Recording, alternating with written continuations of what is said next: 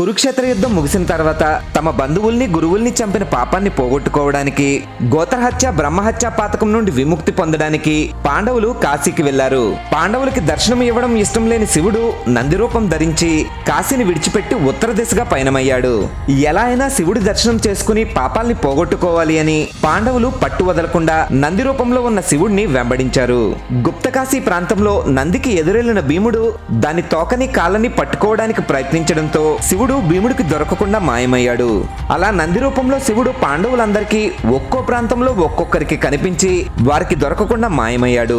అలా శివుడు పాండవులకి కనిపించి మాయమైన ఆ 5 ప్రదేశాల్లో శివుడి శరీర భాగాలు ప్రతిష్ఠితమవడంతో కేదార్నాథ్, తుంగనాథ్, రుద్రనాథ్, మధ్యమహేశ్వర్, కల్పేశ్వర్లో పంచకేదారాలు అని పిలువబడే 5 శివాలయాల్ని పాండవులు నిర్మించారు.